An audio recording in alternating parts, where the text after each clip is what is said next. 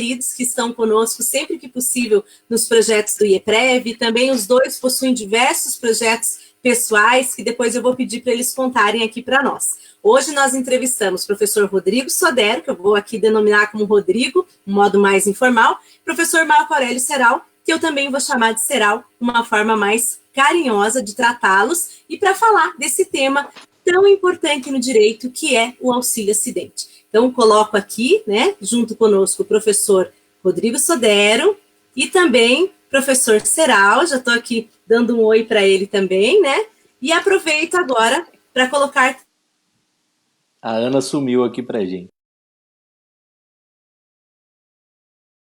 Estão me vendo já? E aí, pessoal, não sei se vocês estão me vendo aí, a Ana sumiu para nós aqui. Opa, já apareci. Ah, apareceu. Eu dei uma sumida básica para entrar aqui no meio de vocês, mas já apareci de volta. Maravilha. Agora sim. Meninos, então o nosso tema hoje é falar com o pessoal a respeito do auxílio-acidente.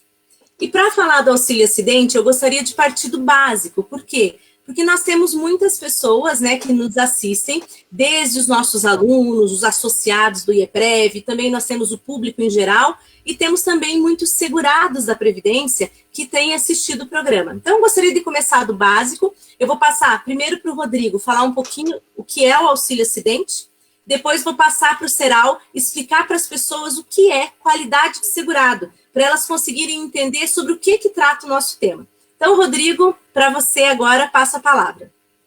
Legal, primeiro gostaria de agradecer pelo convite mais uma vez, é sempre muito especial participar aqui do programa de vocês, do IEPREV. Também é uma oportunidade de estar aqui junto com o Marco, né, que é um cara muito querido, que conheço há bastante tempo, que sou fã, né? Então legal. vamos lá, vamos falar um pouquinho sobre o auxílio-acidente com vocês.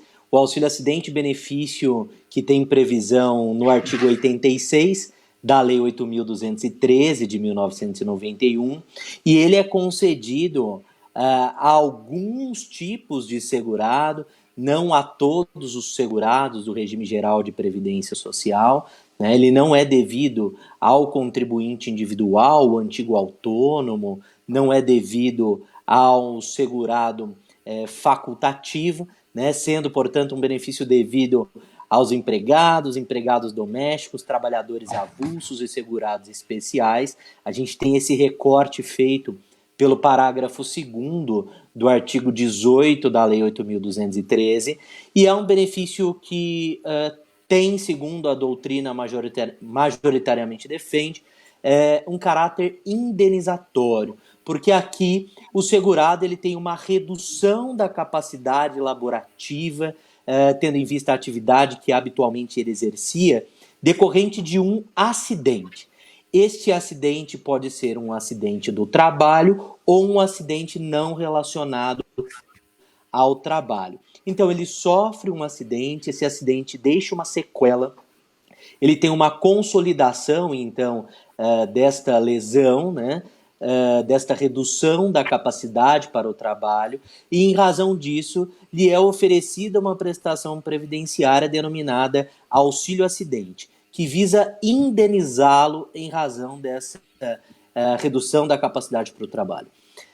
Este benefício ele tem um coeficiente de cálculo de 50%, então nós temos uma base de cálculo e sobre ela a incidência de um coeficiente de 50%, e ele, segundo o que prevalece também majoritariamente, ele pode ser um benefício de valor inferior a um salário mínimo por não ser substitutivo da remuneração ou do salário de contribuição do segurado, né? Então, assim, em linhas gerais, esse é o auxílio acidente, né? Excelente, Rodrigo.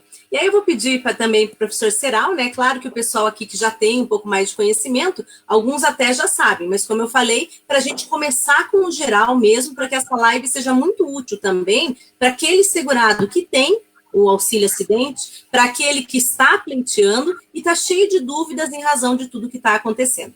Então, Serral, vou passar para você para você explicar para as pessoas agora um pouquinho o que é a qualidade de segurado e por que ela vai ter impacto no tema que a gente vai tratar hoje. Maravilha. Bom, então, em primeiro lugar, aí, boa noite, Ana, boa noite, Rodrigo. É muito legal fazer essa live com vocês dois. A Ana, querida amiga do coração, parceira de muitos trabalhos. Rodrigo também, tem um carinho enorme por ti, Rodrigo. Poxa, a gente também já trabalha junto, já é parceiro há muitos anos aí. Então, muito legal que a gente faça essa live, que, salvo engano, é a nossa primeira juntos, né, Rodrigo? E muito bacana. Então, estamos aqui entre amigos assistindo, então a gente está aqui muito confortável com isso. Para o pessoal que nos ouve aí, que vai assistir posteriormente, é importante que a gente relembre algumas questões bem básicas, enfim, é uma conversa muito introdutória, muito básica, a respeito do que é a qualidade segurada, para depois que a gente chegar na conversa aí das mudanças do artigo 15 e do artigo 86, sobre auxílio acidente. Então, qualidade segurado, essencialmente, é um vínculo com a Previdência Social, com a instituição de Previdência Social, um vínculo jurídico, enfim, é um vínculo jurídico, uma relação jurídica, um ligamento, aí, uma ligação aí com a Previdência Social, enfim, essa é a ideia de qualidade segurado, de ter a qualidade segurado, e isso decorre de dois pontos. Essencialmente, o trabalho, desenvolver aí uma atividade econômica, uma atividade profissional, esse seria o primeiro ponto. Vamos lembrar que a Previdência Social, historicamente, é ligada ao trabalho, e daí a questão do recolhimento de contribuições, enfim. Então, em primeiro ponto, eu sou segurado se eu desenvolvo alguma atividade profissional. Segurado empregado, que não é exatamente o artigo 3º da CLT, é isso e mais uma série de outras figuras. O emprego doméstico, o trabalho avulso, o segurado especial, que grosso modo é o trabalhador rural, e o contribuinte individual, que mais ou menos ou corresponde ao contribuinte, ao antigo trabalhador autônomo. E além disso, além dessas pessoas que exercem certas atividades profissionais, por isso são seguradas, nós temos aí ao lado a ideia do segurado facultativo, que é aquele que não desempenha o trabalho, por exemplo, as donas de casa, os estudantes, enfim, mas recolhem espontaneamente as contribuições mensais. Então, por um trabalho ou pelo recolhimento espontâneo de contribuições previdenciárias, eu tenho aí um vínculo com a Previdência Social, um vínculo com a instituição de Previdência Social, que me dá direitos previdenciários. A partir disso, tenho direito a acessar os direitos previdenciários. Com esse desenho muito breve que eu fiz, que claro que dá para aprofundar muito mais isso, eu começo a perceber desde já que o auxílio acidente não se encaixa muito bem nessa situação aqui, não é nem um trabalho, nem uma remuneração espontânea. O professor Rodrigo falou que ele tem uma natureza indenizatória por conta de uma perda parcial de capacidade de trabalho. Então, de plano aqui, eu já jogo a bola para vocês, devolvo a bola para vocês, nesse sentido, Enfim, é algo que não encaixa bem nesse modelo que eu fiz aqui. Exatamente. E aí nós vamos tratar de algumas alterações recentes, E eu vou agora devolver para o Rodrigo para ele falar um pouquinho o que a gente teve, Primeiro a gente tem uma situação que o auxílio acidente, ele tem essa ideia, como até o Rodrigo falou, Ana, não é vitalício porque vai até a aposentadoria. Mas ele tem essa ideia de vitalicidade. As pessoas, elas quando recebiam auxílio acidente, até pouco tempo atrás, elas tinham aquela ideia de que ele era para sempre. Por quê? Porque a partir do momento em que a pessoa se aposentasse, embora ele não continuasse sendo pagado de modo pagado, gente, eu falei isso. Dei risada aqui junto comigo. Embora ele não fosse pago, de modo autônomo, ele passaria a constituir ali aquele salário de benefício da aposentadoria.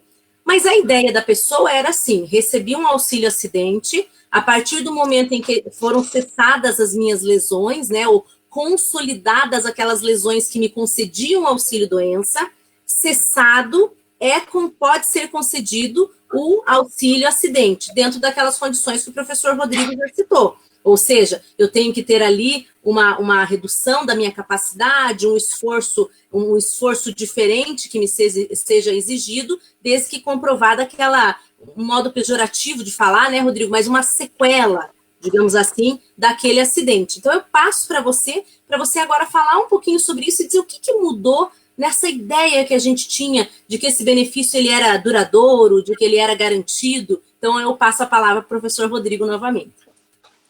Joia, legal. Vou até anotar isso aqui para que eu não me perca. Bom, a gente tem a regulamentação no plano infralegal do auxílio acidente no decreto 3.048 de 99, e é interessante dizer isso, você tocou num assunto bem legal, né? Porque o auxílio acidente, e o decreto deixa isso claro, o decreto tem algo bom aqui, ele deixa isso claro, ele fala pra gente, olha, ou este segurado, ele vai ter mais dificuldade para exercer as mesmas tarefas que ele exercia à época do acidente. Lembrando que quando eu falo em acidente, é o acidente do trabalho em sentido amplo, né? Temos aqui a possibilidade da doença profissional, da doença do trabalho, de uma concausalidade, né? Gerarem essa redução da capacidade laborativa. Até do acidente de trabalho in itinere, que a gente pode comentar depois, que foi afetado também pela medida provisória que eu estou tintindo aqui, que você quer que eu fale sobre ela, que é a 905 de 2019, né? E ele fala, olha, ou a pessoa vai conseguir exercer a atividade dela, mas com mais dificuldade, ou não mais conseguirá e poderá exercer outra. Então, é legal a gente tocar nesse assunto. Quando você fala do auxílio-doença também, eu acho muito bacana, porque normalmente o auxílio-acidente ele é precedido de um auxílio doença, né? Acidentário ou comum, dependendo da natureza desse acidente, né?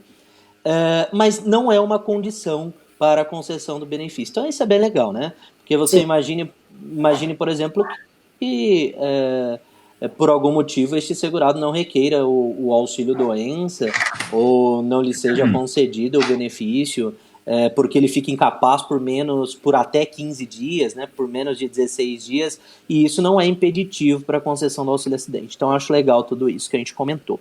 Bom, a gente teve uma medida provisória em 1997, Ana, que ela retirou o caráter vitalício do auxílio-acidente que existia nos termos da redação original do artigo 86 da Lei de Benefícios, né, da Lei de 1991.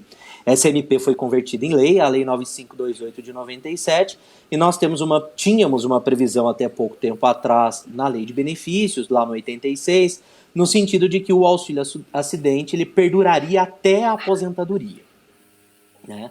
Agora, vamos entrar na sua medida provisória. A gente teve a publicação de uma MP, a MP 905, em 12 de novembro de 2019, e ela diz que está autorizado que o INSS avalie a persistência daquela redução da capacidade laborativa, que o auxílio-acidente, durará enquanto perdurar também aquela redução da capacidade laborativa, sendo que no máximo até a aposentadoria. Isso está lá no parágrafo 1º e no parágrafo 1º-A do artigo 86. Então diz, o auxílio-acidente perdurará enquanto a redução da capacidade laborativa estiver presente e no máximo vai até a aposentadoria. Isso abre um espaço. Ana, se eu estiver falando demais, você me interrompa, por favor, tá? Eu estou ouvindo. Ok. Isso abre um espaço para que o INSS chame esses segurados que estão recebendo o auxílio-acidente hoje para reavaliação, né, pericial e de persistência ou não da capacidade laborativa, da redução da capacidade laborativa, melhor dizendo. E para mim a gente tem que fazer um ajuste aqui, né? Porque na minha concepção, ao menos, não sei o que vocês pensam a respeito, o que o Marco, você pensa, aqueles que têm o benefício com fato gerador anterior a 12 de novembro de 2019, que é a data de publicação da MP, eles têm o direito adquirido ao recebimento do auxílio-acidente até a aposentadoria. Então, se o INSS convoca um segurado nessa situação, penso, inclusive, já trazendo isso para um viés mais prático, né, na possibilidade de impetração de um mandado de segurança para garantir ali que o INSS se abstenha de realizar a perícia, né? uma ação na classificação proposta lá pelo nosso querido professor José Antônio Savares, é uma ação de manutenção do benefício previdenciário, onde a ideia é que haja ali o reconhecimento de uma obrigação de não fazer da administração pública, da não prática daquele ato administrativo invasivo ao patrimônio jurídico daquele segurado, né? A esfera patrimonial jurídica daquele segurado. Então, acho que a gente tem que ficar atento com isso. Uma outra coisa, Ana e Marco, e meus queridos amigos que estão nos ouvindo, e amigas também, claro, o INSS vai chamar, se ele fosse chamar esse pessoal e fosse legítimo, ele iria reavaliar o quê, né? A redução da capacidade elaborativa sob o prisma da atividade que aquela pessoa exercia lá atrás, né? Lá atrás, porque é isso, é a atividade exercida à época do acidente, né? Hoje, por exemplo, um cara que era torneiro mecânico lá atrás, hoje ele pode ser um advogado, né? E aí, eles iriam avaliar corretamente? Quem passar eventualmente por uma perícia nesse sentido vai ter a avaliação correta? Então, e tem um argumento, Rodrigo, que até vou colocar para que vocês dois discutam, que é o seguinte: eu provoquei bastante a questão da MP, porque eu acho que esse é um ponto sensível. Embora nós, que somos técnicos, a gente sabe que isso não é a vitalicidade, mas para o cidadão comum, ele entende que aquele benefício é para o resto da vida, porque é para o resto da vida ativa dele, e que quando ele aposenta, aquilo passa a integrar a aposentadoria. Então, isso eu acho que tem uma questão que a gente tem que discutir, e coloco agora para o professor Marco para discutir a seguinte questão: quando eu tenho algo que é indenizatório, né, eu não estou discutindo mais a questão do INSS como previdência, e eu passo a discutir como seguro, como indenização. O caráter do auxílio-acidente já foi muito discutido pela nossa jurisprudência, e nós temos uma outra situação. Eu passo para o doutor Marco falar a respeito da questão indenizatória, de ela ser seguro e não previdenciário, e também gostaria que, para aproveitar e falar um pouquinho sobre a questão de não ter direito adquirido ao regime jurídico, que isso eu acho que é uma discussão que nós vamos ter, né? Ela vai ser levantada novamente, infelizmente, e porque eu já ouvi também algumas discussões sobre isso, inclusive já dentro da Secretaria de Previdência. Então eu gostaria de ouvir a palavra, a opinião do professor Marco, e depois eu passo de novo para ouvir a do professor Rodrigo também. Pode falar, Rodrigo. Ô, Ana, eu só queria, se possível,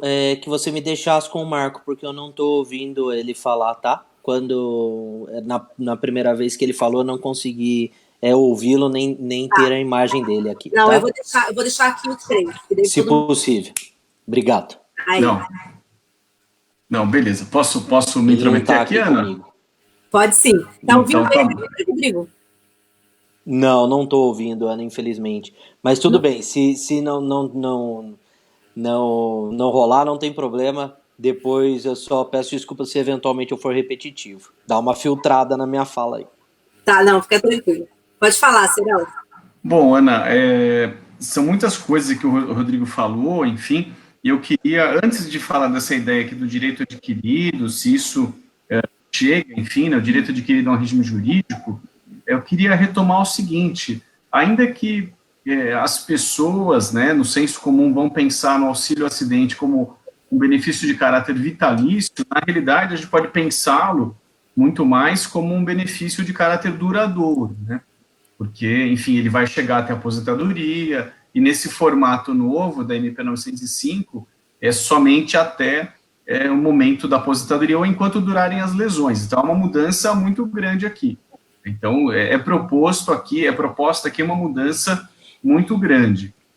Outra questão que eu queria também colocar é o seguinte: antes de falar do direito adquirido a regime jurídico, nós vivemos aqui uma cultura, já nos últimos 2 ou 3 anos, uma cultura de pente fino. Então, vem sendo implementado no INSS, no direito previdenciário, na Previdência Social, uma cultura de pente fino, em que esse direito adquirido ao regime jurídico e aos benefícios vai, digamos assim, se fragilizando.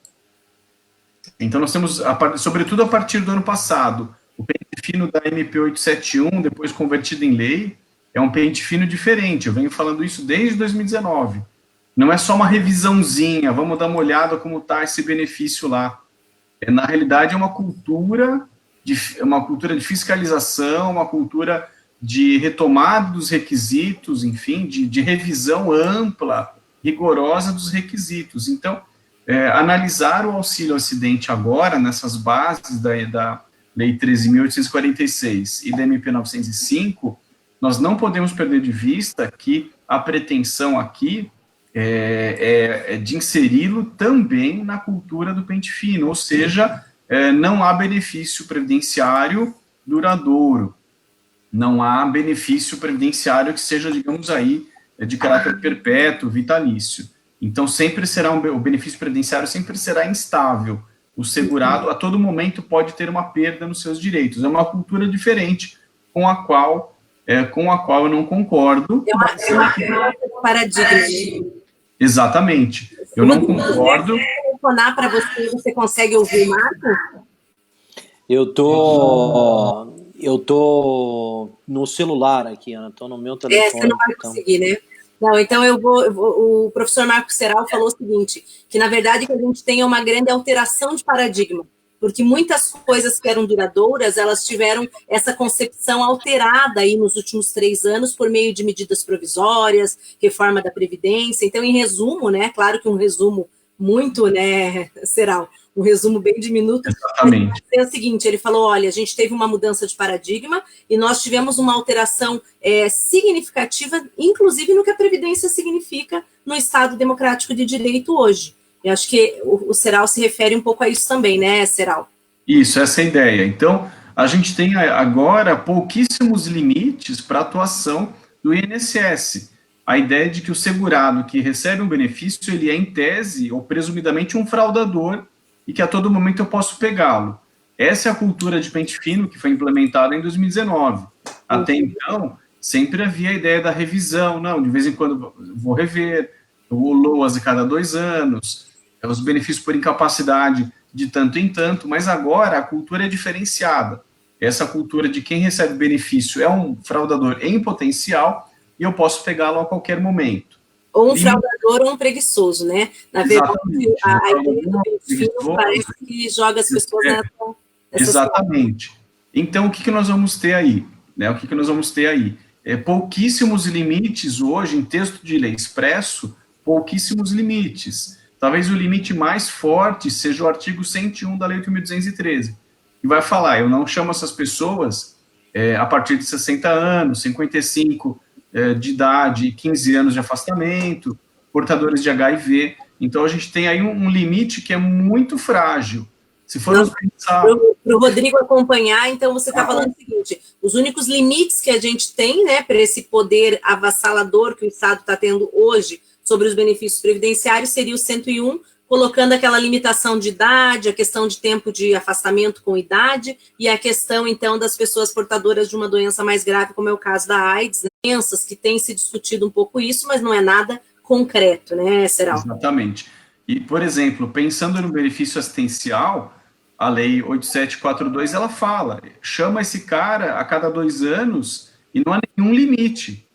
Não se fala, a partir de tal idade eu deixo de chamar, a partir de tal momento eu deixo de chamar. É ilimitada essa possibilidade de revisão.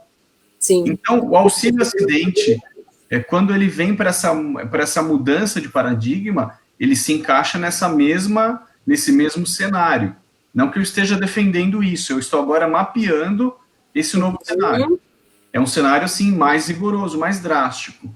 E a redação do artigo 86, que o professor Rodrigo já leu, ela fica muito solta, né?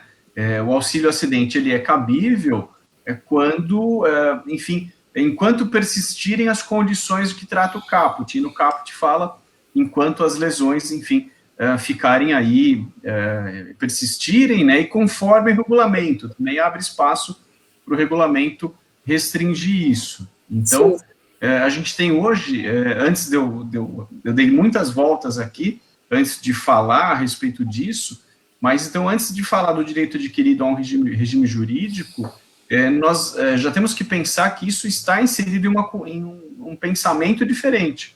Claro. Um pensamento muito mais rigoroso contra o segurado. Sim.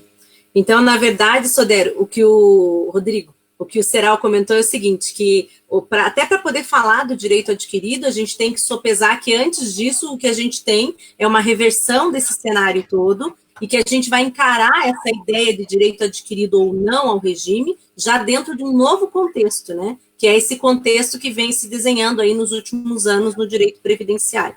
Serral, você quer já falar do regime jurídico ou quer falar... Eu já vou me encaminhar para dar uma resposta para isso, que infelizmente no Brasil, e a partir de uma jurisprudência bastante consolidada no Supremo, se tem essa ideia de inexistência de um direito adquirido a um regime jurídico. Isso acaba ferindo muito a segurança jurídica, porque essa ideia do regime jurídico, né, não ter direito a um regime jurídico, é algo aqui que está ligado a direito privado, a algumas situações de servidores públicos, aí tudo bem.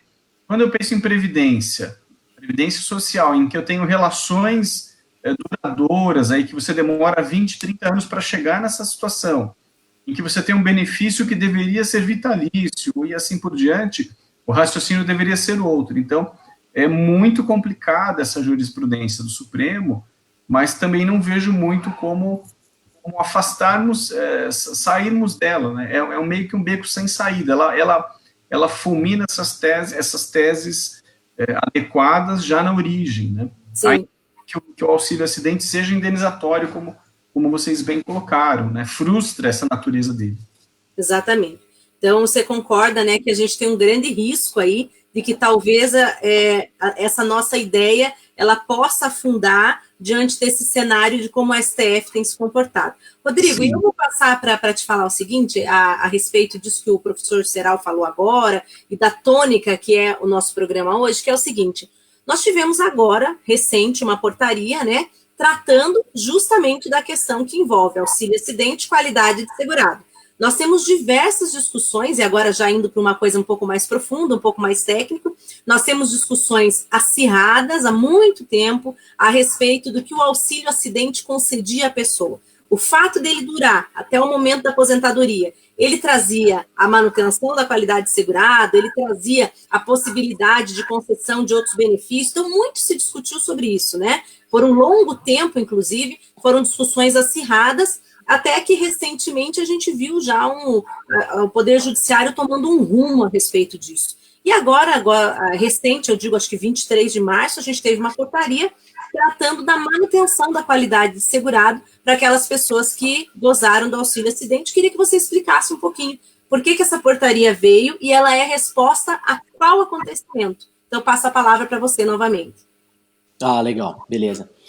Primeiro que eu acho que o Marco é muito feliz quando ele trata da questão da reforma da Previdência, não como a emenda constitucional 103 de 2019, mas como um processo de reforma da Previdência que vem acontecendo há algum tempo. Eu tive a oportunidade de ouvi-lo recentemente aqui em São Paulo, fazia tempo que não o ouvia. Vocês sabem a correria que a gente vive, né? E às vezes a gente deixa de conviver com os amigos e ouvir os bons que a gente precisa ouvir, né, sempre, e foi muito feliz a fala do Marco nesse sentido.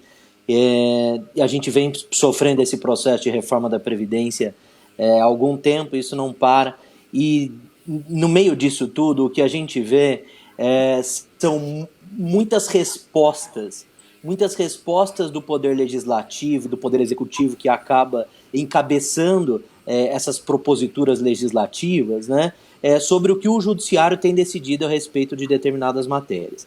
Então nós temos, falando de manutenção da qualidade de segurado, nós temos a forma ordinária de manutenção da qualidade de segurado, né, a forma comum, que é com a contribuição do segurado, ou no caso daquele que tem um responsável tributário por substituição, né, na manutenção desse vínculo jurídico, no caso do empregado doméstico, trabalhador avulso, contribuinte individual prestando serviço para a pessoa jurídica e tal.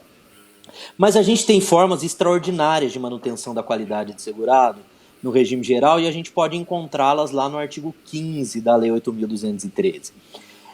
Conhecemos o famoso período de graça, né? O período de graça a gente vai encontrar lá no inciso 2, nos seguintes e nos parágrafos do artigo 15. Mas antes de falar do período de graça, antes de tratar do período de graça, o artigo 15 traz para a gente uma situação excepcional de manutenção da qualidade de segurado, que é quando a pessoa está, o segurado está em gozo de benefício. Então ele dizia para a gente, de uma forma genérica isso, até pouco tempo atrás, o artigo 15, repito, inciso 1 da Lei 8.213. Mantém a qualidade de segurado quem está em gozo de benefício previdenciário. E o Poder Judiciário foi chamado várias vezes, né, a se manifestar sobre o fato do auxílio acidente manter ou não a condição de segurado daquele indivíduo, daquela pessoa, né? Ele sendo recebido sozinho, sem a concomitância com remuneração, né? Porque se há remuneração, trabalho remunerado tem contribuição previdenciária e aí tá tudo ok. Mas quando só ele é recebido, ele é um isoladão lá, né? Não tem remuneração. Ele é um benefício previdenciário? Sim, então eu vejo que não tinha escapatória para o judiciário, tanto que a jurisprudência se formou nesse sentido. Olha, quem está em gozo de auxílio acidente mantém a condição de segurado. Está tudo ok. E qual é a vantagem de se manter a condição de segurado, né? Você mantém esse vínculo com a Previdência Social, você está de mãos dadas com ela está te abraçando, né? E se algo acontecer, algum fato gerador que enseja a concessão da prestação previdenciária, a Previdência está ali para atender aquele risco social, né? Então, no caso da maternidade, a adoção ou o nascimento do filho, no caso do auxílio doença, agora por incapacidade temporária, a incapacidade que perdura por mais de 15 dias, e assim sucessivamente. Né? Aí, o que acontece, Ana? Nós temos uma medida provisória, e Marco, né? Nós temos uma medida provisória publicada em 18 de janeiro do ano passado, perdão, a MP 871 de 2019, que ela traz N alterações restritivas para o nosso direito previdenciário, e quando da votação dessa MP, da sua conversão em lei, o que aconteceu lá em junho, foi publicada a Lei 13.846 de 2019, e isso que vou dizer agora, que não estava lá na MP, acabou surgindo naquele momento, e nós temos uma alteração agora no artigo 15, inciso 1 da Lei 8.213, que diz que mantém a qualidade de segurado quem está em gozo de benefício, uma vírgula, e depois da vírgula dizendo... salvo no caso do auxílio acidente, exceto auxílio acidente. Então, quem está em gozo de auxílio acidente, sozinho, só o auxílio acidente, não mantém a condição, só recebe o auxílio acidente, não mantém a condição de segurado, agora, em razão desse dispositivo trazido pela Lei 13.846 de 2019, repito, que não estava lá na redação originária da MP, não estava na MP 871, né? Foi no momento da votação da conversão que eles inseriram aí. Daí agora vem a portaria, a tal da portaria, a portaria 231 de 2020. Ah, que legal que os comentários estão aparecendo para mim agora aqui. Portaria 231 de 2020, ela é do dia 23 de março, né? E ela, Ana, foi publicada hoje. Então a gente está falando assim de algo muito, muito, muito fresquinho. Ela foi publicada hoje. E ela fala, em suma, o seguinte: para aquelas pessoas que recebiam auxílio acidente ou tiveram fato gerador do auxílio acidente, e fala em lesão consolidada, tá? Consolidação das lesões até 17 de junho, né, de 2019, que é um dia anterior à publicação da Lei 13.846, então, que se contaria um período de graça de 12 meses para essas pessoas, a partir de 18 de junho de 2019, que é a data de publicação da emenda. Então, o que eles estão considerando aqui? Eles estão considerando que a pessoa mantinha a condição de segurado por estar em gozo de auxílio acidente até 17 de junho de 2019, que a partir daí nós deveríamos computar o prazo de 12 meses do período de graça lá do inciso 2 do artigo 15 da Lei 8.213. E aqui eu acho que tem um problemaço, porque eles ignoram o que prevê, eu até fiz algumas anotações aqui, o que prevê o parágrafo 1º e o parágrafo 2º do artigo 15. O parágrafo primeiro é aquele artigo, Ana, que trata do prêmio fidelidade, como brinco com os alunos, né? A pessoa contribui por mais de 120 contribuições, por mais de 120 meses, perdão, tem mais de 120 contribuições ininterruptas, sem perda da condição de segurado, e aí aquele período de graça do segurado obrigatório, que está previsto lá no inciso 2 do artigo 15, ele sai, olha o João Carlos Brazão aqui, que legal, ele sai de 12 meses e passa a ser de 24 meses. E estes 12 meses originais, do inciso 2 e os 24 meses do parágrafo 1º podem ser acrescidos de mais 12 meses caso a pessoa esteja na condição de esteja na condição de desemprego, de desempregado, né? Então, eu vejo que eles falam em 12 meses aqui na portaria, mas ignoram essas outras situações e vejo que há um grande equívoco. É interessante pelo reconhecimento da condição de segurado até 17 e a possibilidade de cômputo do período de graça posterior, mas não concordo aqui com a estipulação de um período de graça fixo de 12 meses, iniciado a partir de 18 então, de junho de 2019. Isso está lá no artigo 1º, parágrafo 1º da portaria. Pessoal, deixa eu só fazer um adendo aqui. Eu não consegui dar boa noite para todos os nossos espectadores, porque nós estamos hoje com um número altíssimo de comentários, né? Então, isso é o sucesso dos nossos convidados, não tenho dúvida. Nós já chegamos aqui a 118 pessoas online ao mesmo tempo, que é ótimo, né, no Facebook. Então, para agradecer todos que estão escrevendo, fiquem tranquilos que eu estou reservando as perguntas mais para o final. O professor Rodrigo, daqui a pouco, ele vai ter que se ausentar, ele tem uma outra live que ele vai participar hoje também, mas o professor Serral vai ficar comigo respondendo todas as perguntas, mas eu fiz questão de passar os boa noites para que o doutor Rod Sodero não perdesse, né, todo esse carinho que os dois estão recebendo. Então, eu fui passando para a tela, pelo menos, os comentários, os elogios, os boa noites todos, mas daqui a pouquinho eu vou colocar também as perguntas, tá? Rodrigo, excelente as suas ponderações, eu acho que a portaria, ela nos faz mesmo refletir, diante de tantos problemas que a gente já vem enfrentando, eu acho que é mais um, né? Na verdade, o auxílio acidente é um benefício que tem sido, eu diria assim, massacrado, surrado, né? No último ano.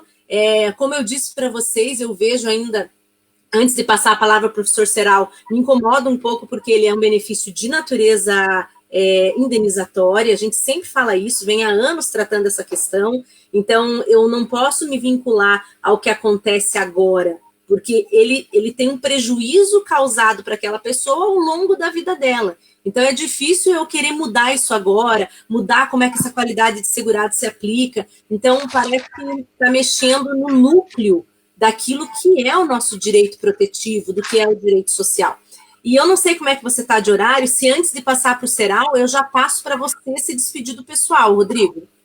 A gente tem o que 10 minutinhos aqui, acho que é muito pouco, né? Então eu queria, sim, aproveitar para me despedir dos nossos queridos amigos.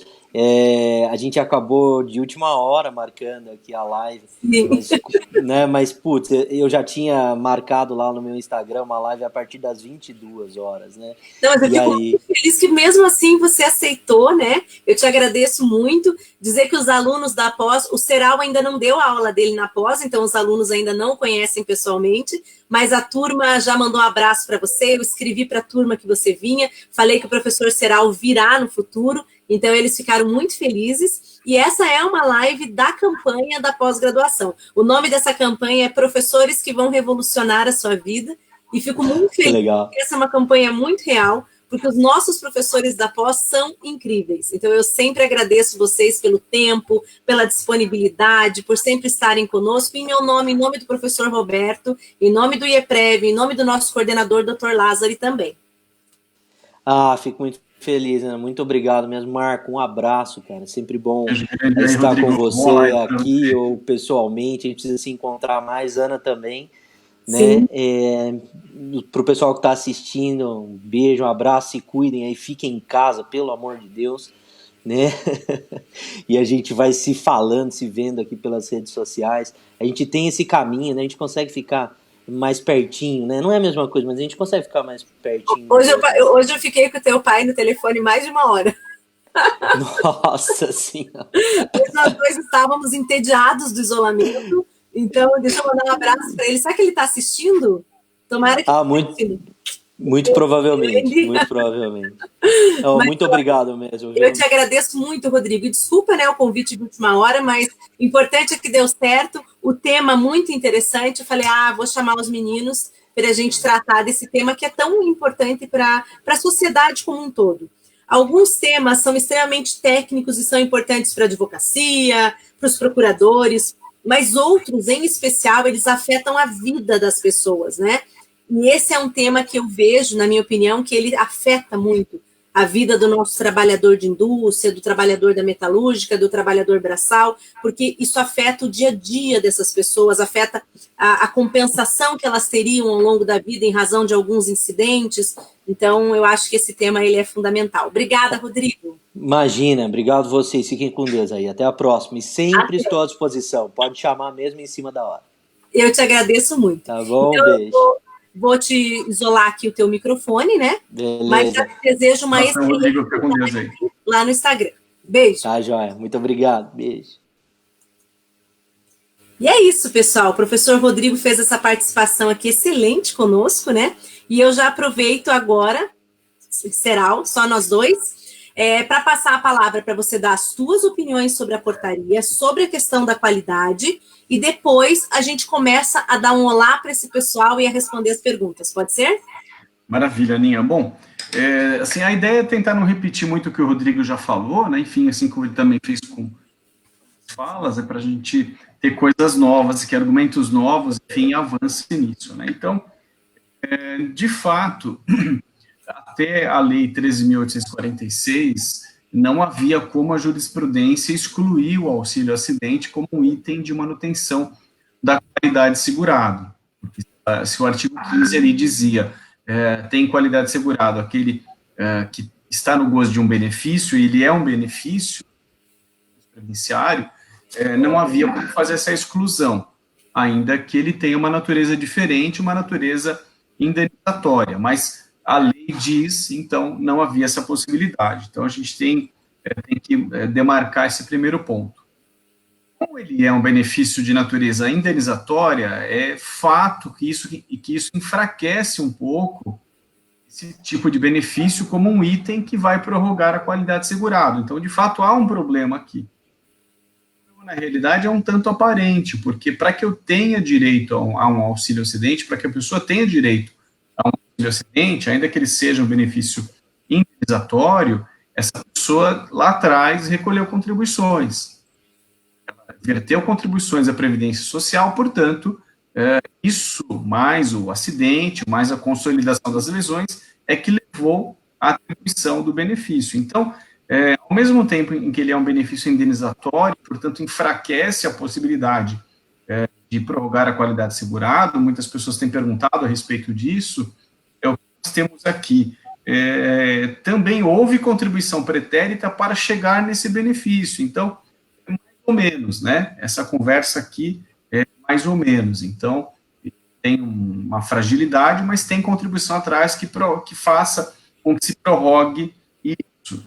Então, a gente tem esse primeiro ponto. O professor Rodrigo, ele falou aqui, muito en passant, no fato de que, até então, a jurisprudência concedia essa interpretação de que, já que está na lei havia necessidade de manter a qualidade segurada, mesmo apenas pelo recebimento do auxílio acidente, só auxílio acidente, estava na lei, eu não posso tirar essa garantia. Isso mudou, claro, com a Lei 13.846, já foi falado aqui, mas nesse ponto eu só queria chamar a atenção para vocês o seguinte, isso pessoal, uma tendência. Tá? Então, existe legislação previdenciária que é uma espécie de contra-ataque à jurisprudência. Importante, fugindo um pouquinho aqui do tema, mas levando para como o direito previdenciário está hoje, é muito importante que vocês percebam isso. Muitas questões que vão para a legislação área são uma espécie aí de contra-ataque, de contra-reforma sendo debatido na jurisprudência. É uma prerrogativa que, digamos, a AGU tem, o governo federal tem ao expedir uma medida provisória, a AGU ao fazer um lobby para que seja aprovado esse ou aquele texto. Temos vários exemplos disso. Então, por exemplo, emenda constitucional 103, você retira ali, ou dificulta, vamos dizer assim, retira ou dificulta a aposentadoria especial com a questão da periculosidade. Depende de uma lei complementar, tal, que pode vir, pode não vir. Por que isso acontece? Isso não é gratuito. Isso acontece por quê? Porque grandes vitórias judiciais estavam acontecendo no âmbito do STJ em relação à aposentadoria especial por periculosidade, vigia, vigilante, eletricidade. Então, o que eu faço? Eu vou lá na norma e mudo a norma. Estou ganhando aqui na jurisprudência e modifico a legislação. Então, isso que o professor Rodrigo falou do auxílio acidente, na realidade, é uma tendência geral do direito previdenciário. Então, aí, tomem muito cuidado com isso, enfim, busquem os canais legislativos e assim por diante. Só para fugir um pouquinho, mas voltando aqui. Em relação à portaria em si, o que eu gostaria de mencionar aqui, né? Então, há algum respeito ao direito adquirido, como eu vinha falando, embora seja um argumento muito frágil, ainda há algum respeito ao direito adquirido. Aqui meu famoso copo do Palmeiras, sempre. Aí daqui a pouco aparece um monte de xingamento aqui no... Anderson, por favor, me consegue um copo do meu time. Meu Deus. Meu Deus. Paraná, não sei se você está nem registrado na CBF, Ana. Mas ofensa em público. Tô brincando. Um monte de gente que vai me malhar aqui. Não, acho que os torcedores do Paraná, eles estão dormindo agora, são poucos. Eu sou. Então, Ana, aí aqui voltando aqui à ideia da portaria, né? Então, o que é interessante, como o Rodrigo falou, e eu concordo integralmente, há algum nível de respeito ao direito adquirido. Nesse aspecto é interessante. Então, no mínimo, se fala que até 17 de junho de 2019 há o reconhecimento da qualidade segurada, o que é bem interessante, porque com o novo texto do artigo 86, nós poderíamos ter uma perspectiva aqui de terra arrasada. Algo, enfim, aí em termos de terra arrasada. Olha, não tem mais daqui para frente e acaba e ponto final. Então, há algum nível de respeito ao direito adquirido, que é muito interessante. Então, não é dos mundos o pior dos mundos. Uhum. Ponto interessante. Mas, da mesma maneira, eu concordo com o Rodrigo, que é, enfim, aí uma medida provisória, perdão, uma portaria recheada de incongruências, né, recheada de incongruências. Então, ignora, só fala em 12 meses e ignora uma série de outras conjugações legais que temos aí, né, uma série de outras possibilidades, enfim, que não foram contempladas. Mas aqui, aí depois eu te passo a palavra, Ana, o que nós temos aqui? Talvez o principal problema a isso não seja tanto a questão do prorrogar aqui a qualidade segurada. Talvez aqui o principal problema seja uma questão pericial. A gente está falando, claro, de um exercício de futurologia. Então, o que será que o INSS vai fazer a partir dessa portaria? Ele vai aí, daqui a 12 meses, vai cessar certas situações previdenciárias dessas pessoas, ou desde logo, sobretudo a partir da redação do artigo 86, ele vai priorizar aqui revisões da concessão desses benefícios e teremos algo nesse sentido. Então, são várias questões aí, né, as questões que a gente coloca, e para mim, num primeiro momento, a ideia é de que a gente tem aí mais problemas em relação à questão pericial do que em relação à questão jurídica num primeiro momento. Então, há necessidade aí de muita atenção, de muito cuidado, muito estudo, enfim. E se você me permitir, Ana, queria mostrar aqui meu... Tudo bem? Posso mostrar? Claro, né? Com certeza. Então, vamos lá. A tua voz está sumindo um pouco. Então, deixa eu falar para o pessoal todo que está nos assistindo, o professor Serral também vai apresentar o novo livro dele. São tantos, gente, que eu confesso para vocês que eu até me perco. Às vezes eu estou no live achando que eu estou lançando um livro dele, eu estou lançando outro. porque a gente lançou um no mês passado, e teve um que a gente ainda não lançou, que é a questão do cinema. Pois é. Por sinal, também não ganhei esse, então eu tô dando só, nada, entendeu? olha só a indireta aí. Não foi uma indireta, isso foi uma direta, foi um jab de direita.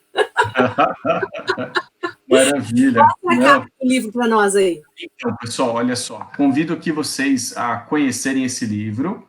São os comentários à lei de benefícios da Previdência Social, a Lei 8.213.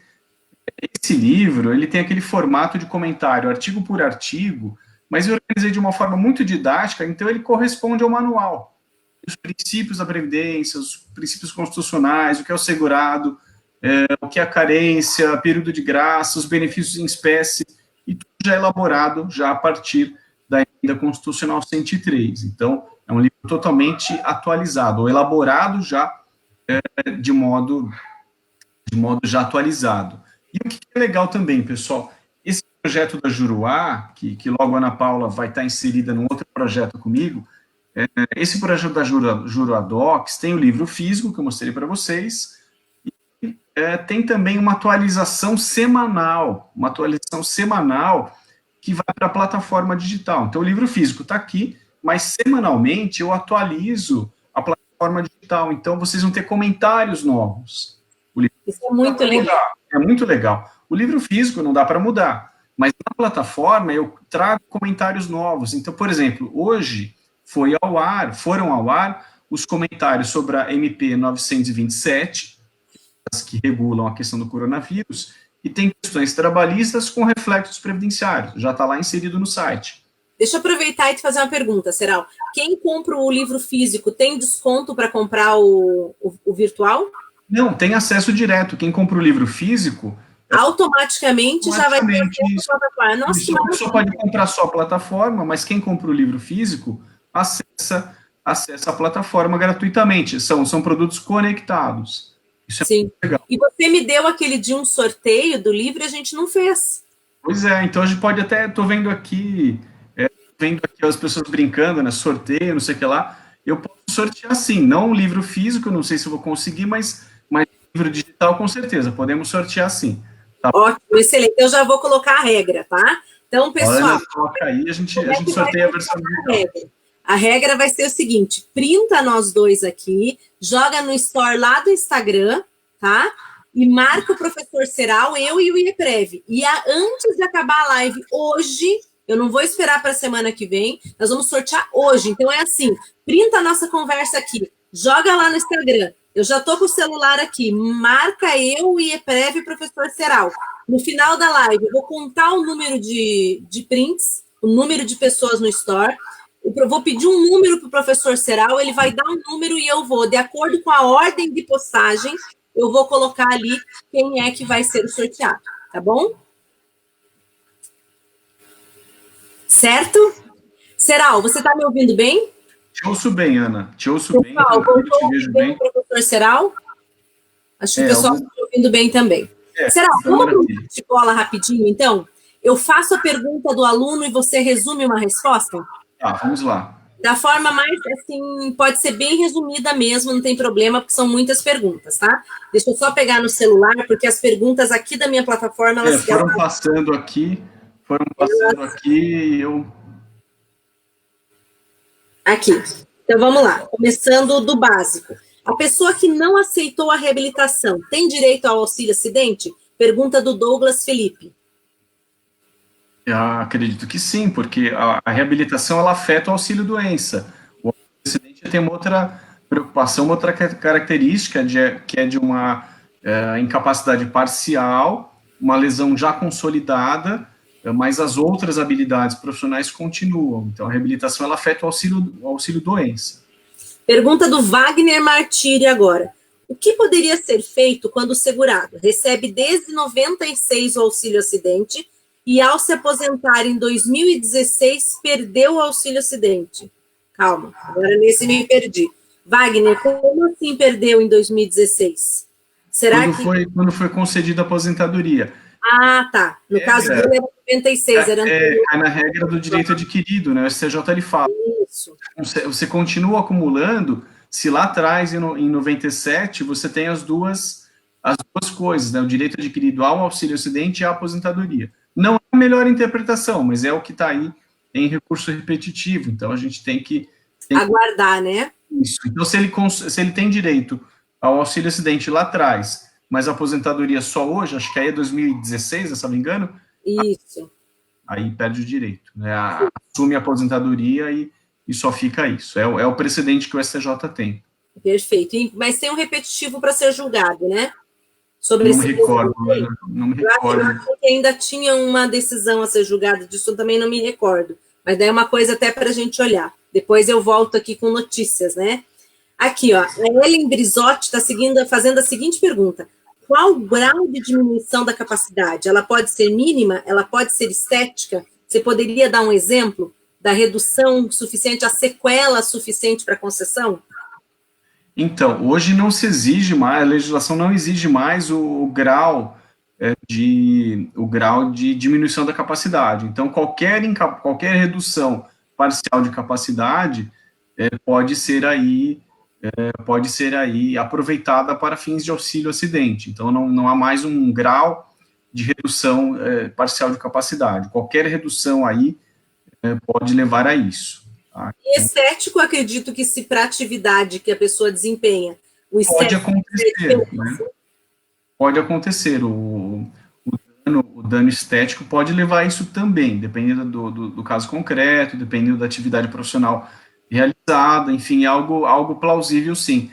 Vamos pensar uma pessoa que trabalha na área da eletricidade, sofre aí, enfim, na sua atividade uma queimadura, sofre enfim, no seu métier, e ganha uma deformidade.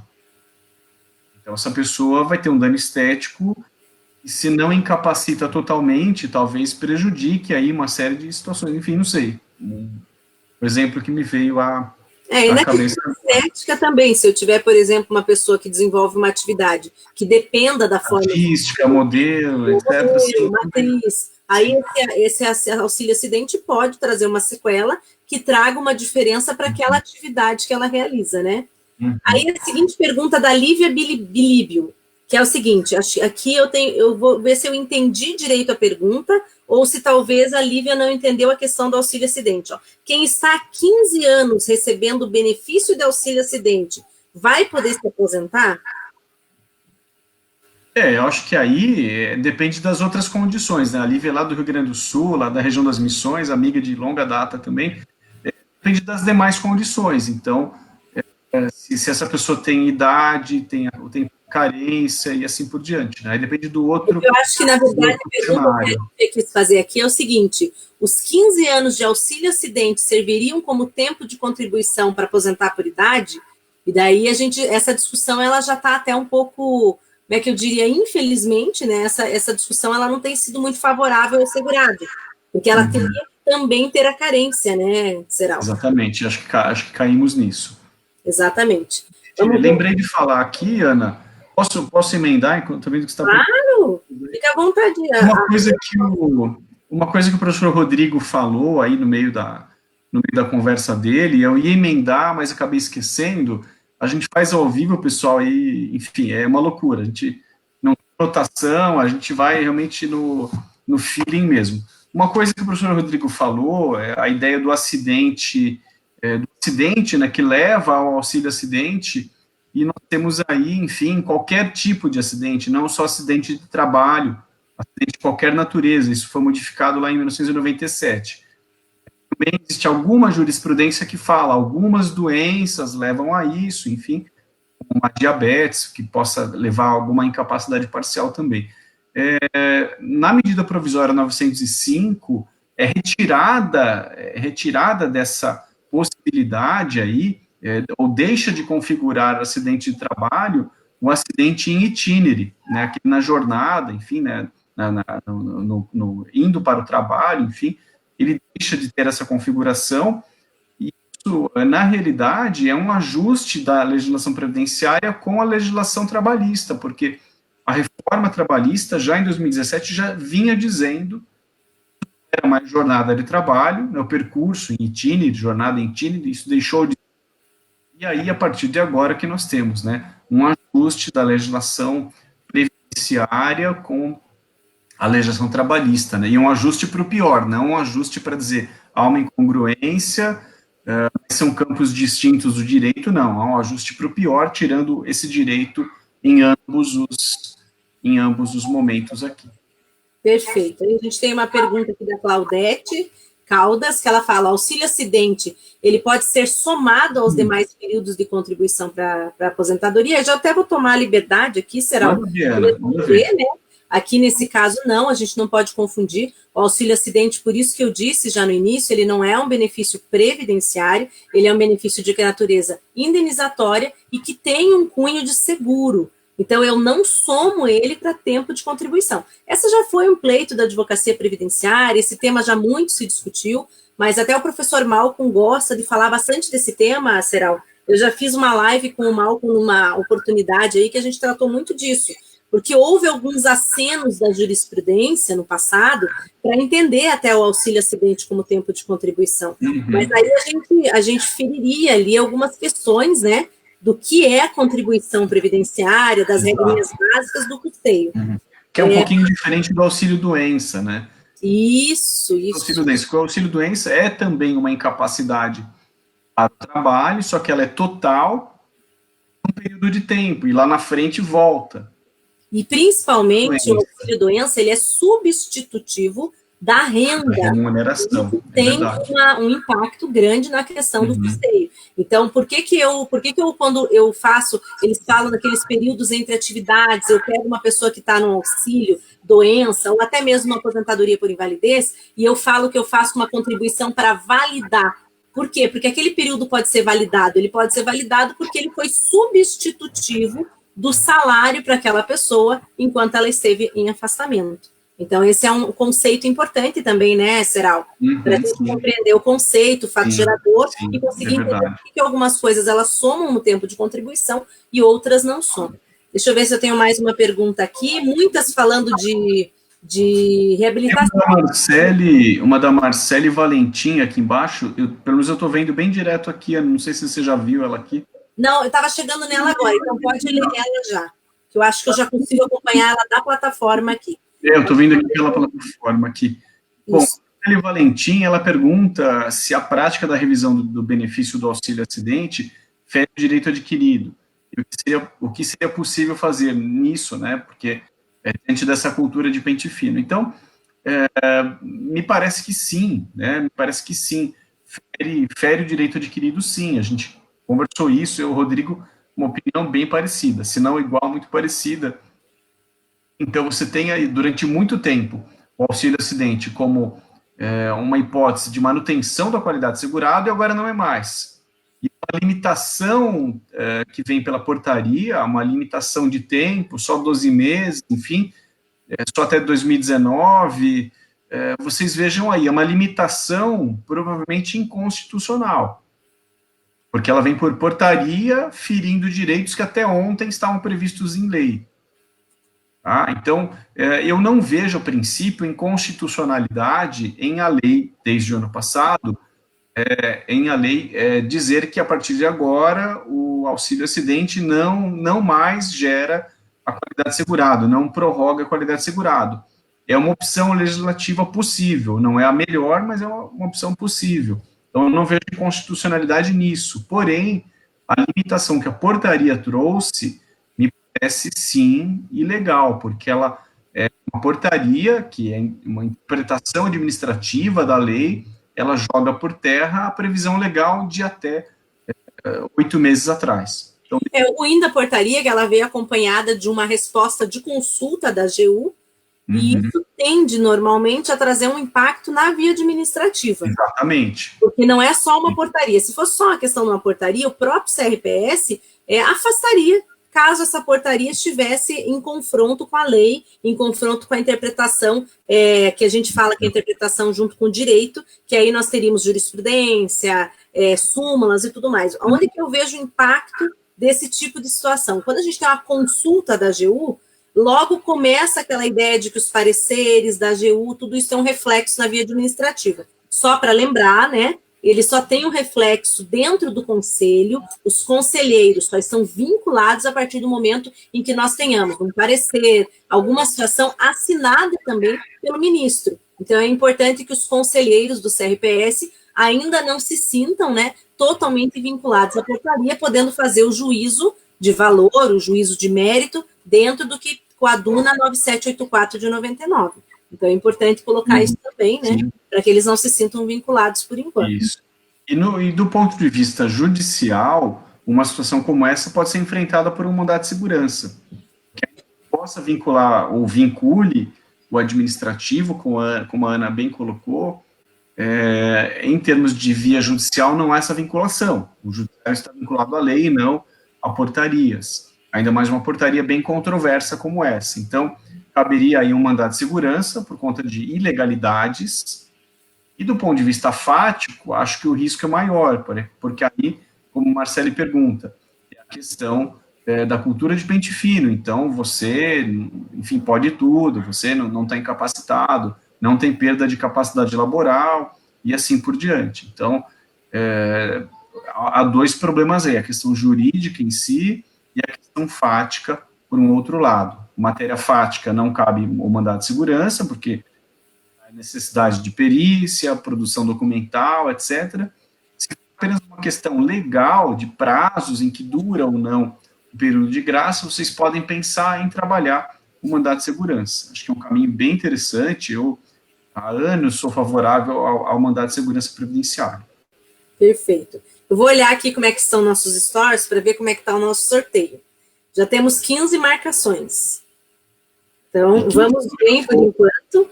Vou esperar mais um minutinho. O Palmeiras tem mais chance.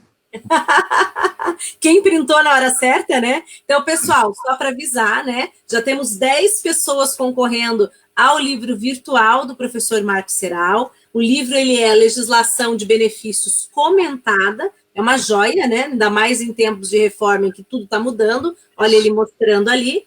Já tenho 10 pessoas aqui. Calma, deixa eu mostrar. Olha, já tenho... Opa, tá dando para ver, ó? Já tenho 10 pessoas aqui que começaram a marcar a gente. Opa, para cá. E aí, agora eu estou esperando quem mais? Printa a gente, marca no Instagram, marca o professor Serral, eu e o IEPREV, e daqui a pouquinho vai ter sorteio. O sorteio vai ser hoje mesmo. Não vamos demorar, não, para fazer esse sorteio, que da outra vez nós ficamos conversando e esquecemos de fazer o sorteio, né, Serral? Pois é. A gente gosta pouco de bater papo, né, Ana? Por sinal, eu estou sentindo falta dos nossos cafés, mas agora estamos impossibilitados, né? Verdade. Café é só virtual, você toma da sua casa e eu da minha. É verdade. Por enquanto estou em São Paulo, as aulas estão suspensas, e por conta desse cenário todo, então estou por enquanto. Perfeito. Pessoal, então, para a gente encerrar, eu queria perguntar para o professor Serral agora um outro tema, né? Não é o nosso foco hoje, a gente já falou sobre isso, nós já escrevemos um artigo sobre isso, né? Mas eu queria que você falasse um pouquinho para o pessoal que nós estamos na iminência do prazo que a MP tem para ser convertida em lei, que é a medida provisória 905, né? E nós dois tratamos lá de um tema que eu particularmente acho interessantíssimo, até foi você que me provocou ao reflexão, mas lá nós também tivemos vários pontos discutíveis, que é a questão do próprio auxílio-acidente poder ser revisado, tem várias alterações bem significativas na questão tributária também, que eu julgo lá no CARF, mas nós dois tratamos do seguro-desemprego. E o pessoal que não acompanhou, já que a gente está, né, na iminência de saber se essa medida provisória vai ter emenda, não vai ser votada, não vai ser convertida em lei, não vai, então a gente está nessa expectativa. E eu queria que você, então, só explicasse um pouquinho para o pessoal, aproveitar que nós temos uns minutinhos ainda, para o pessoal aproveitar e saber um pouquinho o que é essa discussão. Quando a gente está falando de inconstitucionalidade do seguro-desemprego, a gente está falando do quê? Né? Então, vamos lá. No primeiro lugar, falar da MP 905 em si, né, editada dia 12 de novembro de 2019, no mesmo dia da reforma da Previdência. 905, ela não é uma medida provisória previdenciária, provisória essencialmente trabalhista, tem um contrato de trabalho verde e amarelo, de contrato de trabalho novo, e ela traz aí, paralelamente, algumas questões previdenciárias, algumas questões tributárias, enfim, incidentais. Tramitação no Congresso Nacional, é importante que a gente diga isso já na reta final, enfim, do prazo de validade dela. Tivemos, a semana passada, uma decisão muito importante do Supremo Tribunal Federal, que foi ao Supremo exigindo que essa medida provisória tivesse sua validade prorrogada, confuso que nós estamos vivendo. O ministro Alexandre de Moraes disse que isso não é possível, porque a própria Constituição diz que nós temos aí, enfim, um prazo de validade, 60 dias prorrogáveis por mais 60. Mas o ministro Moraes deu uma outra solução, algo novo também, inédito, enfim, isso ainda está sendo depurado, no sentido de que eu não posso prorrogar a vigência da MP, somente 60 dias mais 60 dias. Porém, ele, digamos, flexibilizou o processo legislativo. Então, o processo legislativo das MPs passa a ser aí flexibilizado, ou seja, não há necessidade de passar pelas comissões, é possível apenas uma única discussão no plenário, as emendas todas no plenário, não nas diversas comissões que compõem aí o Congresso Nacional. Seraldo, deixa eu fazer uma pergunta. Diga, Ana. Isso é bem conveniente quando a gente está falando de uma medida provisória que teve 1.930 emendas, né? Também. Assim, claro, é um processo altamente complexo. Os temas tratados são temas aí polêmicos, complexos juridicamente e polêmicos politicamente. Então, eu trago aí um novo formato de contrato de trabalho, eu modifico o auxílio-acidente, modifico o seguro-desemprego. É claro que são temas muito polêmicos, e muitas pessoas querem aí, enfim, um processo de emenda desse ou daquele jeito. Mas aí quem tem que trabalhar é o Congresso Nacional, suas assessorias, uma assessoria altamente competente, enfim, e dá conta disso, né? Primeiro de formatar a norma, e em segundo lugar, que se chegue num consenso, ou que vote, ponha para votação, e se resolva dessa maneira. Então, ou chega num consenso, a partir de uma aglutinação técnica dessas normas, se não chega num consenso, vota, enfim, se resolve dessa maneira. Mas isso não aconteceu, né? Isso não aconteceu. As medidas provisórias, elas, quando elas acabam, né, o seu período de vigência, quando acaba, ele entra em um regime de urgência, votação de urgência, e se isso não acontece, tranca a pauta inteira. No momento em que nós passamos, com tantas coisas acontecendo, enfim, isso talvez não seja o mais adequado, mas o Congresso que se vire ali para trabalhar, vote de noite, corre com uma comissão, enfim, e assim por diante. Então, hoje o parâmetro é esse, né? Essa decisão em uma medida liminar, em uma DPF do ministro Alexandre de Moraes, que fala isso, não passa pelas comissões, já julga tudo direto no plenário. Nessa medida... Tinha constitucionalidade depois desse rito? Uma cortada. Essa simplificação do rito, eu posso discutir isso depois, a legitimidade dessa simplificação? Pode sim, porque isso não tem previsão constitucional, é uma inovação dele para um momento diferente, etc. Então ele flexibiliza o rito processual, isso é um pouco esquisito, né? Bem esquisito. É o que eu falo, né? Para uma medida provisória que tem 1.900 e poucas emendas, e muito conveniente, né? Deixa eu mostrar pro pessoal, deixa eu deixar o povo com inveja. Olha, eu não sei se vocês vão querer dizer que eu não posso participar, né? Glosar a minha participação. Olha só, que concorrência desleal. Concorrência desleal essa. Eu printei e coloquei ali para concorrer também. Eu acho que pessoas, né? Os invejosos dirão que eu não tenho direito de participar. Olha só, isso é mega desleal aí nessa história. Não, eu só coloquei ali, eu não vou participar, até porque eu já ganhei. Vou dizer que ele já me deu o link, então eu já ganhei o acesso. Então, nesse ele não me deve nada, ele me deve a um de cinema, né? Isso. Esse ele me deve. Viu que eu falo? Me deve, né? Por favor, mostre esse de cinema, é direito de cinema, né? Esse de cinema é muito legal, é um livro gigante. Nossa! Tem 50 filmes nacionais discutidos aqui por especialistas de tudo que é tipo de imaginem, um livro super legal mesmo. Um livro bacana, muito bom. Super bacana, só para dar uma brincada aqui. Eu acho que para vários comentários que eu tô estranhando, esse povo tá silencioso de repente. Peraí, deixa eu ver. Foram dormir já, a pessoa tá cansada. Será que abandonaram a gente aqui? Deixa eu ver. Não, tá cheio de pergunta aqui. É a nossa plataforma que travou. Mas o povo está todo aí. Eu queria acrescentar, Ana, que não é a 905 não é a única medida provisória nesse rito, né? A medida provisória 905 não é a única nesse rito, tem várias outras, mas talvez seja mais polêmica. Enfim. Com certeza. E o que nós temos aí, né? Ela, das várias medidas que traz, eu e a Ana demos uma atenção muito grande a isso, fizemos um estudo bem aprofundado, enfim, um estudo assim, um pente fino desse tema aí para a gente sair com esse projeto, né, que o governo tem levado adiante. Então, se cria a figura do segurado, entre aspas, desempregado, né, passa a ter qualidade de segurado aquela pessoa em situação de desemprego, sendo que tradicionalmente temos aí quem é segurado é quem trabalha ou recolhe, e agora ganha um carimbo de segurado aquela pessoa que está em situação de desemprego, a pessoa desempregada.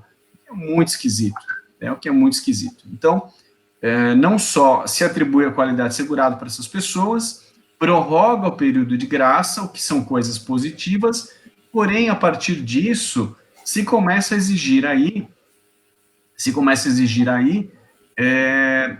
a contribuição previdenciária dessas pessoas, incidindo sobre os proventos de seguro-desemprego, o que é um total contrassenso à ideia de seguridade social, ao princípio da vedação do confisco, enfim, a ideia de equidade na forma de participação do custeio. Então, a gente tem aí uma medida contributiva que é muito polêmica. Inversão, né, do fato gerador também. Não tem fato gerador, não tem remuneração, a incidência sobre um benefício social e não uma remuneração, sobre uma contribuição espontânea. A própria ideia de solidariedade, se a gente for levar para o modelo de seguridade, enfim, a pessoa, nesse momento, precisa ser objeto ou alvo da proteção social, e não apenas, e não, nesse momento em particular, o contribuinte. Então, nós temos aí um contrassenso muito grande, paralelo a inúmeras outras desonerações de empresas, enfim, é um ponto aí que tem aí grande polêmica e uma provável inconstitucionalidade. Com certeza. E aqui tem mais uma pergunta da MP, que a Dani coloca, a Daniele Monteiro, que é a nossa coordenadora em Campinas lá também. Ela fala o seguinte, olha, a MP 905, ela expõe o auxílio-acidente, expõe que o auxílio-acidente, ele será concedido agora somente a acidentes decorrentes do acidente de trabalho e não mais do acidente de qualquer natureza. Ela fala, vocês poderiam comentar um pouco essa alteração, que ela entende que vai limitar a sua concessão. Eu confesso que não tinha me dado conta disso. Acho que eu não imaginei que... Quando fiz a leitura, eu não entendi que ele limitava ao acidente de qualquer natureza, confesso. Vou ter que... Eu não tenho muito essa leitura também, Ana, porque ele fala que em lesões decorrentes de acidente resultem as sequelas. Então, eu não creio que tenha essa limitação aqui. Eu também não fiz essa leitura, Dani. A verdade é a leitura que eu fiz, que quando ele se referia ao gênero do auxílio-acidente. Isso. Não tem essa restrição ao acidente, que seja um acidente de trabalho. Qualquer acidente, né, não tem mais a mesma expressão. Antes se falava em acidente de qualquer natureza, agora só acidente. Então pode ter alguma pegadinha aí, mas a princípio eu não faço essa leitura. É porque ele também não se refere à natureza trabalho, né? Então, como ele não adjetivou o substantivo ali do acidente, eu entendi que ele não estava dando essa limitação, mas farei a leitura para depois ver se eu também penso desse jeito, senão vou ficar mais triste com a medida provisória do que eu já fiquei. Mas, de qualquer maneira, o novo desenho do acidente é muito ruim e ele é limitante. Então, eu tenho aqui, no meu texto aqui, são vários rabiscos aqui, onde estão as pegadinhas. Então, se fala aqui em as situações discriminadas no regulamento, quando as lesões durarem, ou seja, já admite que essas lesões estão consolidadas, mas o INSS pode entender que já não estão mais configuradas, enfim, que elas talvez tenham cessado. Então, está cheio de probleminhas aí. Com certeza. Deixa eu aproveitar e mandar um grande abraço para o Rodrigo também. O Rodrigo Estevam Campos, ele já foi nosso suporte, ele hoje é nosso consultor de vendas. O Rodrigo é o braço direito nosso aí, quantas vezes, né? Rodrigo aqui também sempre me auxilia quando ele pode, quando não é a Vicky, é o Rodrigo. E o Rodrigo tem uma história toda aí conosco, é nosso aluno da pós, então está sempre me ajudando, é monitor da pós-graduação, me ajuda lá sempre, eu e o Roberto, saber como é que estão as coisas, como que estão indo ao cumprimento das nossas, do nosso programa, das nossas ementas. Então, eu fico bem feliz quando ele está acompanhando. E o Rodrigo está lembrando ali, antes de fazer a pergunta da Viviane Gamarano, o Rodrigo está lembrando a todos que nós temos promoção especial de pós-graduação. Então, é assim, nós estamos falando muito do isolamento, né? Eu e o Neto temos um programa agora, Ceral, que é saúde e segurança do trabalho também, e estamos falando exclusivamente dessas questões de isolamento e dizendo para os alunos, olha, nós temos que isolar, né, fazer um isolamento, cuidar da família, cuidar da saúde, mas não se isole do conhecimento. Então, em razão disso, o IEPREV lançou uma promoção, uma campanha com preço bem acessível da pós-graduação para aquelas pessoas que vão ficar um pouco isoladas e também dos cursos. Entre lá no nosso site, veja, tem cursos com preço excelente, aproveite esse tempo, né? Esse tempo que a gente às vezes fica meio ocioso, vai dando uma ansiedade, aproveite. Não estou falando isso só para vender, né? Não preciso disso, a gente tem a plataforma aí, a gente faz a ampla divulgação, mas para dizer para vocês que quanto melhor a gente utilizar esse tempo, mais rápido vai passar e menos ansiedade vai gerar na nossa vida. Exatamente. Que não é fácil, né, Ceral? Ficar Exatamente. Isolado não é fácil. Que o pessoal aí use isso de um modo produtivo para estudar, para trabalhar, para tentar descansar um pouco, enfim, porque aí não sai para o trabalho em casa, enfim. Usem isso como algo mais positivo, gente. Vamos sempre pensar pelo positivo. E a Viviane, ela fez a seguinte pergunta, né? Caso o entendimento fosse esse que a Daniele deu, como ficaria a alíquota do cálculo se for considerado um acidente amplo e não somente um acidente de trabalho? Aí acho que é importante só ponderar, né, Ceral, que os 50%, que é o cálculo, ele se refere ali é um coeficiente aplicável sobre o benefício, né, Ceral? Eu até peguei aqui o texto do MP para ler e não cair em nenhum tipo de esquecimento ou de confusão. Então, ele fala aqui que o auxílio acidente mensal corresponderá a 50% do benefício por invalidez a que o segurado teria direito. Tá? Então, aqui, a questão da alíquota de cálculo sempre será de 50%, só que pode variar aqui o tipo de invalidez. Isso. A emenda constitucional 103, ela faz uma diferenciação da forma de cálculo, conforme o tipo da incapacidade para o trabalho. Aliás, aqui a MP ainda fala em invalidez e na emenda constitucional 103 já é incapacidade para o trabalho, então pode variar a alíquota por conta disso.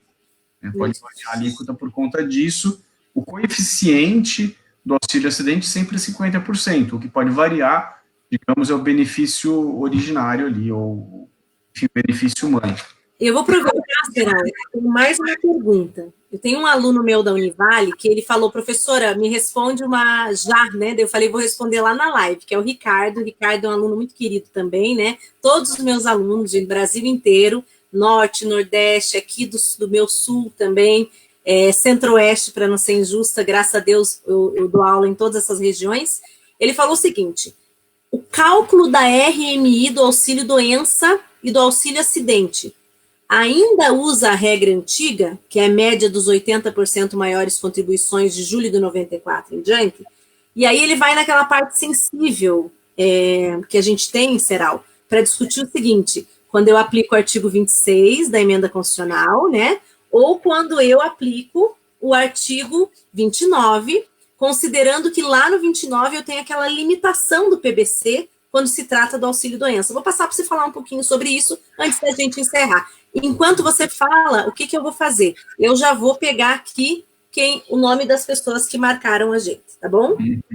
Eu acho que o principal ponto aí, isso ainda está um pouco obscuro, né? Não é uma questão, perdão, obscuro não, é uma questão que ainda está em aberto, né? Não temos um posicionamento definitivo do STF ou do Supremo ou do STJ. O que me parece aí que o ponto forte do 26 da própria emenda constitucional 103, não foi incorporado à Constituição, é o artigo 26 da própria emenda 103, é o fato de que lá se fala que aquele cálculo, aquela forma de cálculo nova, se aplica aos benefícios previdenciários, não a aposentadorias. Ele poderia ter limitado a aposentadoria X ou Y. Então, lá se coloca que vale para os benefícios previdenciários. Então, item muito forte, Ana e pessoal que nos ouve, indicando que aquilo ali vale sim, aquela regra vale sim, dali para frente, inclusive para os demais benefícios, tá? Então, eu tenho me pautado muito nisso, uma interpretação quase que literal, porque ele fala, e essa regra nova vale para benefícios. Perfeito. Então, apanharia também os auxílios, auxílio doença, auxílio acidente, a exclusão ficaria na pensão por morte, né, que tem aí uma outra regra específica, então segue a regra específica. Perfeito. É isso, né? Não, eu também concordo. Eu tenho algumas coisas que eu ainda estou em dúvida, que eu ainda acredito que para algumas coisas aplico 29, não aplico 26 para tudo, mas ainda tenho bastante ponderação sobre isso. O professor Ivan, por exemplo, fala que o 29 foi revogado. Eu discordo dele, eu acho que para o auxílio doença ele não foi revogado, não. Mas então ainda vai ter muita discussão sobre isso. Porque existem incongruências. Eu falei muito disso no meu livro. Porque veio a emenda, maravilha, veio a emenda constitucional. Mas a legislação previdenciária não foi revogada por um passe de mágica. Sim. A lei que diga, esse artigo aqui está revogado, a lei inteira foi revogada, enfim. Então, hoje que nós temos uma nova norma constitucional e que, às vezes, é incongruente com a Lei 8.213. Às vezes, ela determina uma nova interpretação da Lei 8.213. Então, temos vários aspectos aí que estão em aberto ainda. Como, por exemplo, o 29 não poderia ser revogado, porque a própria aposentadoria do deficiente, ela foi mantida, né? Sim. Inclusive a sugestão de que ela seja aplicável ao RPPS. Então, a ideia de que o 29 seria totalmente revogado bate em confronto, por exemplo, com a média do deficiente, que não seria de 80%. Ela seria, quer dizer, seria de 80%, excluindo as 20% menores. São coisas bem batidas, né? Eu vejo várias questões como essas aí. Não é a única. A gente tem outros momentos em que a Lei 8.213 se aplica, ou é reinterpretada, enfim, ou há uma lacuna que tem que ser suprida aí. Perfeito. Será, agora um número de 1 a 15, nós tivemos 15 postagens válidas. Válidas eu digo porque postaram, marcaram, tudo bonitinho, né? Então eu quero que você me dê um número de 1 a 15 e eu vou começar com a primeira, da primeira para a última. Tá, então 11, que é o dia do meu aniversário. 1, 2, 3, 4, 5, 6, 7, 8, 9, 10, 11. Lúcia Catarina, mas vai ter sorte. É quase marmelada, né? A Lúcia fez aniversário ontem. É? E a Lúcia terminou pós-graduação aqui esses tempos, não é possível. Olha só. Aqui, ó. Lúcia Catarina. Depois vocês vão ver lá no meu story, vou repostar todas, né? Aí eu contei de cima para baixo. A primeira pessoa que enviou, vou contar só para vocês saberem a posição de cada um, né? A primeira pessoa que enviou foi a Karina Santos. Então, a Karina foi a primeira. Depois teve o Pascoal Batista, Marcelo Fontes, Giro Previdenciário, Daniele, Rodrigo, parará, parará, parará, parará, até chegar lá na Lúcia. E terminou com a Ivana Maria, que foi a última que postou. A Viviane Catibui. Eu sempre falo errado, Viviane. E aí, os outros que estavam no meio. Pessoal, então é o seguinte... Ó, e olha que eu não ia marcar essa Lúcia Catarina, gente. Você tá proibida de participar no próximo sorteio, tá? Senão as pessoas vão dizer que é chuncho, porque ela ganhou pós-graduação ano passado. Ela e a Kênia. Que a Kênia também participa de todos, faz print de tudo. A Kênia e ela ganharam pós-graduação esse ano. Nem perguntei se elas já estão cursando, mas acredito que estão. Pessoal, então é isso. Seral, muito obrigada, né? Como sempre, a tua participação engrandece o programa. Obrigada, professor Rodrigo, que não está com a gente agora, mas já esteve, né? Então, obrigada a todos. Quem que está aqui participando? A Maria Cecília, surgiu a Maria Cecília aqui, ó. Muito bom ver a Maria Cecília aqui com a gente também, a Karina, a Isabel Ligueiro, a Kênia Araújo dizendo que ela também já ganhou uma vez, né? Ivana Maria Borba. Então, um grande abraço para todos. Desculpem que eu não li todos os comentários, né? Hoje nós tínhamos bastante comentários e o professor Rodrigo tinha uma certa pressa para poder se liberar para a próxima live dele. Então, eu não fiz a leitura de todos, mas vocês viram que todos os boa noites eu fui jogando aqui na tela, depois eu fiz a leitura das perguntas. Seral, vou te passar então uns minutinhos para você se despedir do pessoal.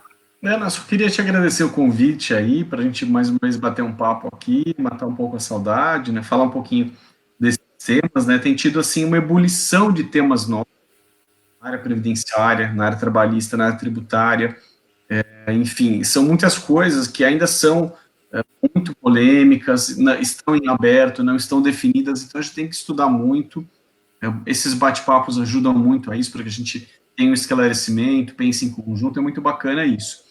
E agradecer a tanta gente querida aí, que nos acompanhou aí, muita gente bacana, só sempre acompanhando, sempre estudando aí, bem feliz mesmo com essa participação aí, viu? E, pessoal, fiquem em paz, fiquem bem, tentem tirar algo de produtivo desse cenário estranho, vocês sabem que sempre leva uma mensagem positiva, nunca negativa, então estão em casa, estudem, faz comida, faz uma oração, assiste a live, faz uma live, enfim, isso de modo produtivo, não esquentem a cabeça, pessoal. Com certeza. Essas coisas eu acredito muito também que se aquilo que a gente tem que passar e que está no nosso caminho, né, faz parte sempre de uma missão para que a gente seja uma pessoa melhor. Eu acredito muito nisso e isso move a minha vida, assim. Então, todas as dificuldades, eu acredito que delas eu tenho que tirar alguma lição. E acredito que todos nós, né, conjuntamente, não só o Brasil, o país, o mundo todo, uma questão de planeta mesmo, né, todos nós talvez estejamos precisando tirar uma lição dessa nossa vida um pouco no piloto automático, porque a gente acaba vivendo isso, né, Seral? Eu estava comentando isso com o Anderson essa semana. Nós colocamos a nossa vida num piloto automático e às vezes a gente não dá conta dos caminhos que a gente começa a seguir. E às vezes esses caminhos, eles vão muito longe daquele projeto inicial que nós traçamos para nós mesmos. Mas a gente vai seguindo, as coisas vão acontecendo, elas vão indo meio que sozinhas e com a rotina diária, com a correria, às vezes a gente não consegue parar e redirecionar a rota. E às vezes seja um bom momento para a gente fazer isso. Eu, por exemplo, eu faço aqui minha meia-culpa, que eu sou uma pessoa que não cuido muito da saúde, né? Então, talvez seja um momento para... Eu estava num momento de tanto trabalho que eu estava quase pifando. E aí foi importante o isolamento para parar e colocar a cabeça no lugar e dizer, olha, vai trabalhar bastante, mas vai trabalhar em casa, vai pensar um pouquinho a respeito das suas vidas. Então, estamos todos no cantinho do pensamento em casa. Talvez seja bem importante a gente refletir um pouco sobre as nossas vidas, né? É verdade, assim, é como eu falei, né, que a gente tire isso sempre pelo aspecto positivo. Ontem, uns amigos de infância vieram fazer uma brincadeira comigo no sentido de que a grande pergunta dessa quarentena é quantos livros o Seral vai publicar ao fim da quarentena, né? Eu tenho essa pergunta dentro de mim também. A brincadeira é assim, vamos tirar o lado positivo, tá em casa, faz alguma coisa bacana, é isso. Com certeza. Eu estou conseguindo até escrever o meu, que estava bem parado, e eu tenho o projeto de lançar no Congresso, então eu e a Gisele estamos trabalhando nisso também. Então eu estou bem feliz, assim, é claro que eu estou preocupada com as pessoas, é claro que eu estou preocupada com o que está acontecendo, só que eu acho que é bem importante colocar isso, não é a questão de ser insensível ou egoísta, é a questão de tomar esse acontecimento global, também como uma reflexão individual, pessoal, individual como pessoa e individual dentro de sua família, né, no seu contexto em que você está inserido. E claro que a gente tem que se preocupar com as pessoas, tem que se preocupar com o que está acontecendo, mas essa problemática, Seral, ela é tão superior ao nosso individualismo que ninguém hoje consegue resolver isso sozinho. A única solução que a gente tem é quem pode e quem não precisa para se manter sair, fique em casa, para proteger as demais. E as pessoas que não têm o que fazer, que precisam sair, que essas o façam com muito cuidado. Porque o que me deixa muito triste, eu precisei sair esses dias porque estourou um cano no prédio onde eu tenho o escritório, e nós tivemos que sair, eu tive que sair para ir lá e fechar. E eu fiquei muito triste de ver as pessoas conversando na praça, de ver as pessoas andando com cachorro e se encontrando em grupos, e pensando, poxa, será que tudo isso que está acontecendo ainda não é suficiente para fazer algumas pessoas refletirem? Então, quem vai sair para trabalhar não tem escolha. Então, eu acho que a gente que tem escolha tem que pensar nessas pessoas que não têm. Isso aí.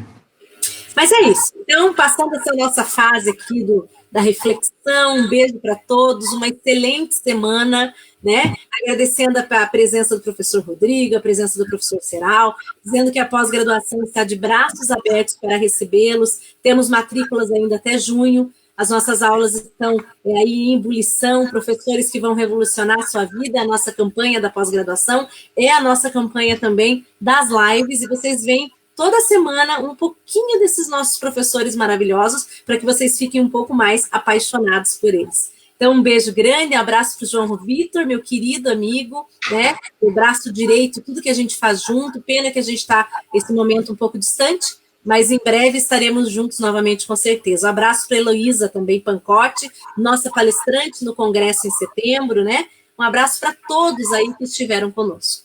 Beijão, Serral. Beijo, Ana, beijo para todo mundo aí. Um beijão para o meu marido, que hoje quase não comentou aqui, mas ele está assistindo também. Um beijo, gente. Tchau, tchau.